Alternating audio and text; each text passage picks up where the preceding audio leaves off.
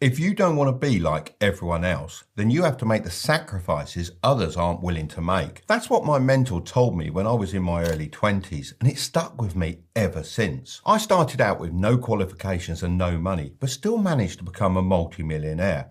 And a big part of that was down to avoiding the 7 things I'm going to be sharing with you today. The first thing to avoid is working for only money. Imagine for a moment that you got a boring but well-paid job. You quickly start stacking some nice cash as your earnings grow. Your friends will think that you're absolutely killing it, and your parents would probably be pretty proud too.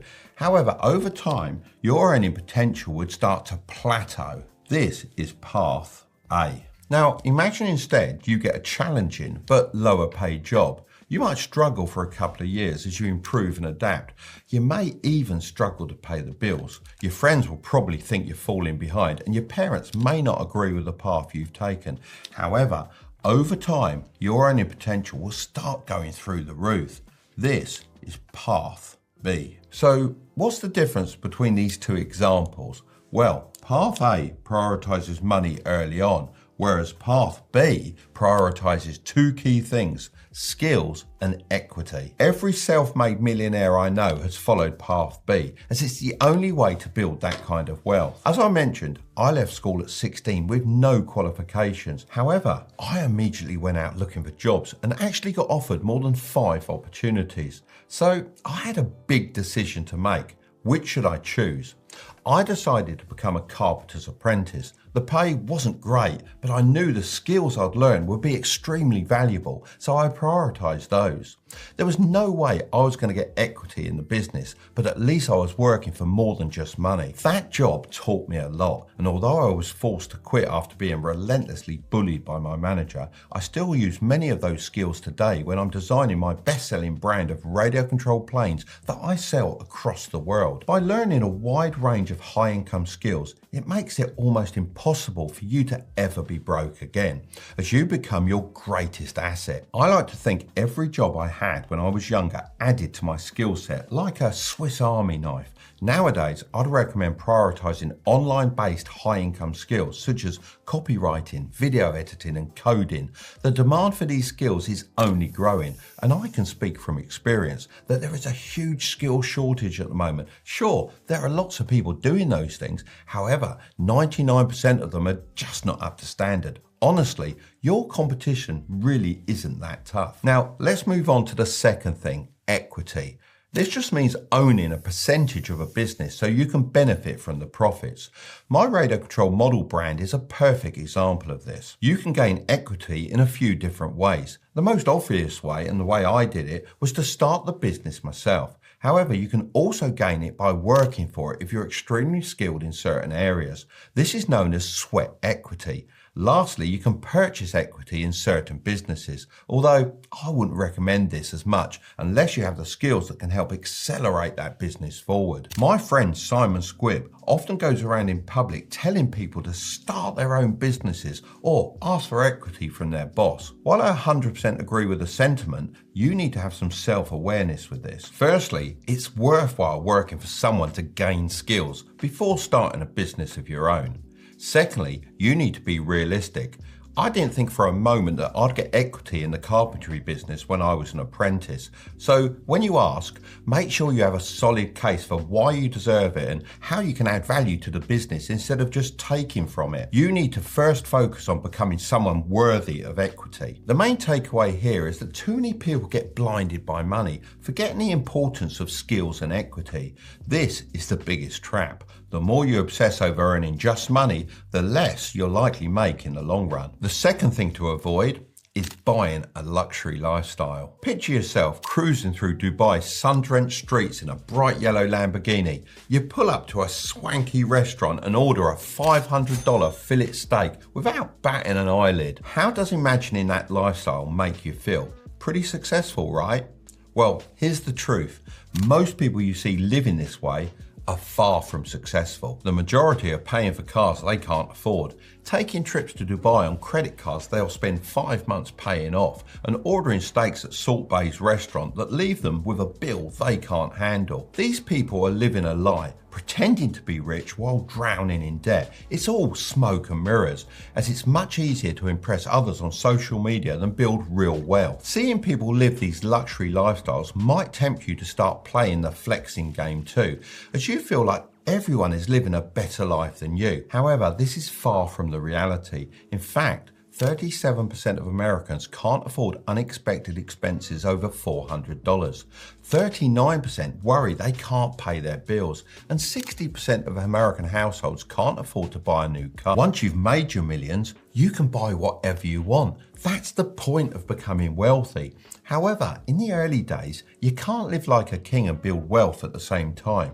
Instead of buying depreciating items like flashy cars, designer clothes and dining in expensive restaurants, invest in assets such as stocks, shares, crypto and real estate. These assets will increase in value and generate income that you can then use to do whatever you want. The third thing to avoid is doing everything yourself. You might be really great at what you do, but no matter how hard you try, you'll never be able to outcompete a group of talented people working together. Look at anyone who's made it big in sports or business. If you do some digging, you'll see they all had help. Let's take Elon Musk as an example. On the surface, it might appear like he's a genius entrepreneur who's achieved everything single-handedly. However, that couldn't be further from the truth. He was part of the group that launched PayPal. When eBay acquired PayPal for $1.5 billion in 2002, these newly wealthy tech experts spread across the industry like a virus. Now they're known as the PayPal Mafia, as they've become such a powerful group.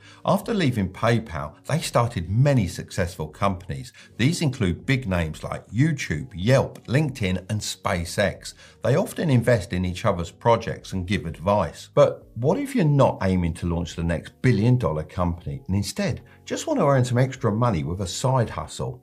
Well, a lot of older business owners are kind of lost when it comes to everything tech-based and using the internet for their companies. I mean, a lot of them don't even know there's online tools for literally everything, whether it's managing your team, handling invoices, keeping track of projects, or even building a website. I don't blame them, as back in the day, we didn't have any of these things, but now the younger generation has a real advantage. So if these older business owners don't know how to do a lot of this online stuff, and they understand they can't do everything themselves, guess who they need?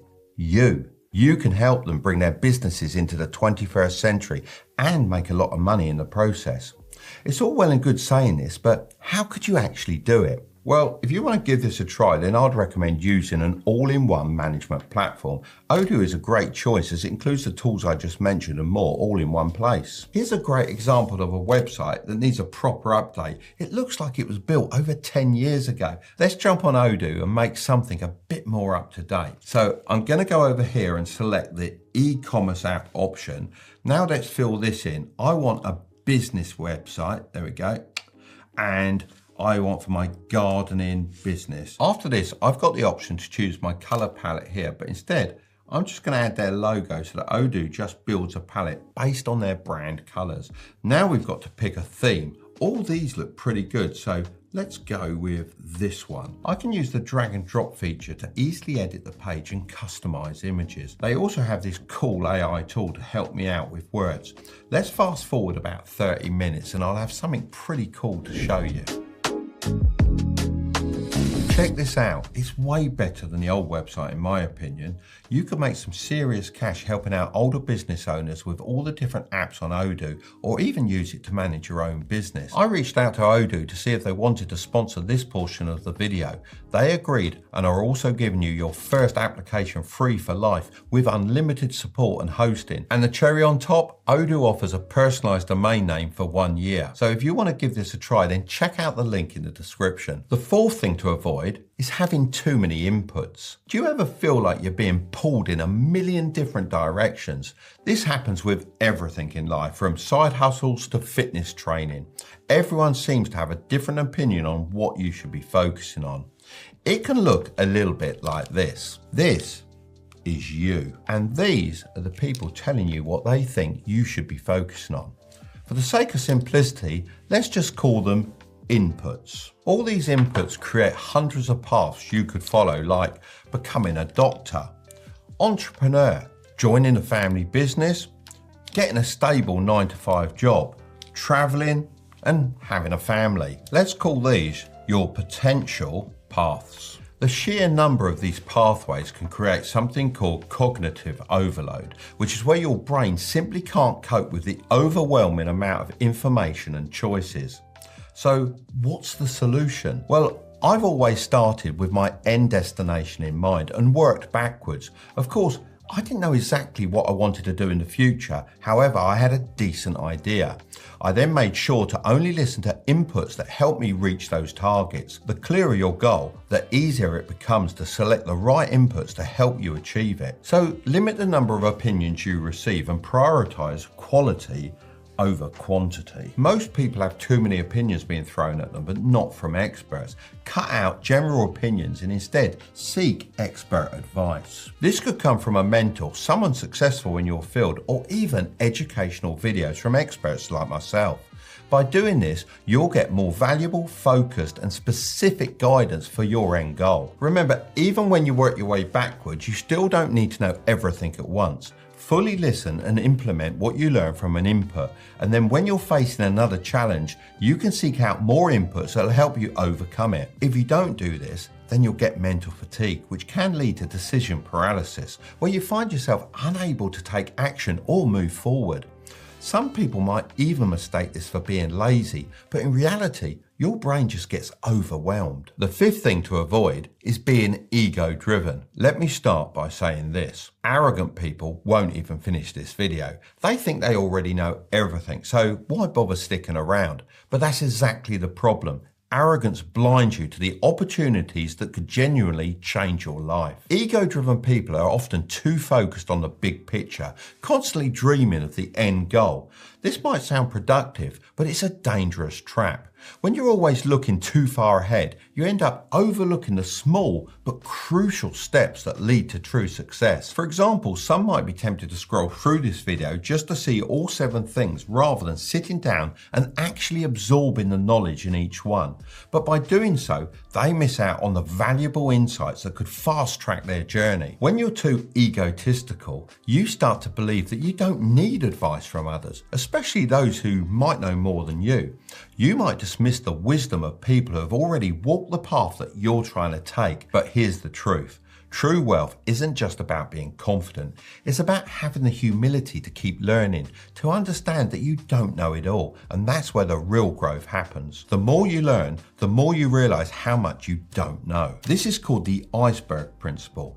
What you know is just the tip of the iceberg. The massive chunk of knowledge is underneath the surface. That's what truly matters, and arrogance makes you forget that it's even there. In short, arrogance is a silent wealth killer. It convinces you that you're too good to learn, too smart to listen, and too important to take the small steps that lead to greatness. The sixth thing to avoid is passing the blame. One of my favorite Chinese proverbs is, "The man who blames others has a long way on his journey to go. The man who blames himself is halfway there. The man who blames no one has already arrived." In front of me, I have 2 objects, a magnifying glass and a mirror. In life, you're going to have to choose to reach for either of these on a daily basis. You might be thinking, Mark's gone mad. But let me explain. If you choose to pick up the magnifying glass, it gives you the ability to hyper-focus on other people. This is a dangerous path as it leads to the blame game. Look, I do kind of get it. When anything goes wrong in life, it's natural to want to pass the blame onto someone else. Anyone but yourself. I'm sure there's been times when you've blamed your teacher for a test you failed, even though you spent more time binge watching Netflix than actually studying. Or maybe you passed the blame on to the traffic for being late, even though you left the house 10 minutes later than you should have. But here's the thing, these small instances of blame don't stay small. Over time, they grow into a habit that's hard to break free from. I'm sure you've seen people say stuff like, the government hates young people, the system is rigged against people like me, my boss doesn't like me, I'm not rich enough to start a business, and life didn't give me the right opportunities. The more you reach for the magnifying glass, the bigger your excuses become. However, If you pick the mirror, then you instead focus on the stuff you can actually control, your own thoughts and actions. So to embody the wisdom of the Chinese proverb, to be the person who has already arrived at their destination, you need to pick up the mirror, not the magnifying glass. The seventh thing to avoid is staying static. This is your comfort zone, where you retreat seeking safety and security. Notice how there are no gaps in this circle, almost like a self-imposed prison with no way out and no way to grow. If you're currently here, then you're not alone. According to some studies, over half of Brits don't leave their comfort zone, and 45% of them are worried that one day they might regret it. So what can you do to break out of this prison? Well, you need to expand the circle. This can be really difficult when our minds are conditioned to avoid taking risks, but it's something I learned at an early age. Let me show you how I did it. When I was younger, my comfort zone was narrow. School, studying subjects I wasn't good at, like maths and English. The traditional education system didn't suit me. I didn't want to be a banker, doctor or lawyer. I wanted something more hands-on. So I stepped out of my comfort zone and pursued the apprenticeship I mentioned earlier. This created a new space for me, but I wasn't satisfied yet. I knew I needed more from life, so I started experimenting with side hustles, which pushed me further into unfamiliar territory. Suddenly, the world was full of possibilities. The next step was clear: starting my own business. This was a pivotal moment requiring a big risk, a bank loan. It was the best decision that I ever made. To expand my empire further, I travelled to China in search of a manufacturer for my own brand of radio control models. Despite the language and cultural barriers, I managed to build valuable connections. I ran my business for many years and enjoyed success, but eventually I felt complacent. My family was happy, my bank was happy, but my mind wasn't. I wanted more. So I expanded my comfort zone again and started posting videos on YouTube at the age of 53. I'd seen so many people on YouTube faking it, so I wanted to share my knowledge and help others who, like me, didn't fit the traditional path, or those who wanted to grow their wealth and feel more secure in life. Remember, you can expand your comfort zone as much as you want. This space is infinite, but you have to claim it for yourself. If you don't push beyond your current boundaries, you'll miss out on all the possibilities that could have been yours. If you want to learn what to do every time you get paid, then I'll leave that video right up there, but don't click on it just yet. Make sure to subscribe if you want